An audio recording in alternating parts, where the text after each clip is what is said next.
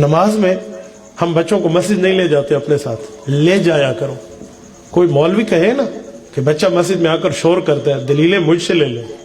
دلائل کے لیے میں انشاءاللہ آپ کی خدمت میں بیٹھا ہوں فی سبیل اللہ 24 آورز، کوئی دلیل لو میں دوں گا کہ بچہ مسجد میں جائے شور کرے پھر بھی کچھ نہیں کہنا چاہیے۔ میں ایک جملہ کہوں، جس دن آپ نماز کا سلام پھیریں اور آپ کی پچھلی صف میں بچوں کی آوازیں نہ ہوں، یاد رکھنا اپنی اگلی نسلوں کے دین کے اوپر ابھی سے فاتحہ پڑھ لو۔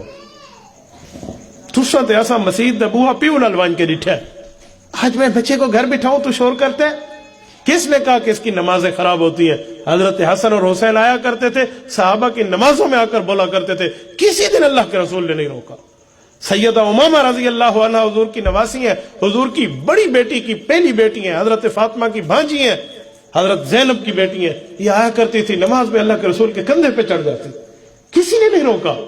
حدیث پاک میں حضرت حسن حسین گرتے پڑتے آئے، حضور ممبر سے اٹھے، خطبہ چھوڑا، دونوں کو اٹھایا، گود میں بٹھایا، پھر خطبہ شروع کر دیا۔ حضور کی صحابی کو بھی کہہ سکتے تھے نا پکڑ لو، یہ کام چھوڑ دیں۔ ہاں کوئی 100% شرارتی ہو، چھوٹا بچہ ہو، اسے چھوٹے پیشاب وغیرہ کا، پاکی پلیتی کا تھوڑا سا خیال نہ ہو، اس کو نہ لائیں۔ لیکن کچھ بچہ سمجھتے ہیں، 4-5 سال اس کی ایج ہے، وہ کچھ نہ کچھ انٹرسٹڈ ہے ان چیزوں میں، اس کو ساتھ لائیں، مسجد میں بٹھائیں، وہ کریں نا۔ آج جمعہ کی نماز میں ہمارے یہاں 4-5 بچے، میرا بیٹا اس میں شامل تھا، شور کر رہے تھے۔ نماز کے وقت مجھے ایک دوست نے کہا، تو میں نے کہا یار اگر ان کو میں مسجد نہ لاؤں سینما کے نہ میں جاؤں، کہتا کہ نہ میں جاؤں۔ 4 بچے اور بھی بیٹھے، تو میں نے کہا میں کہاں لاؤں مجھے بتائیں۔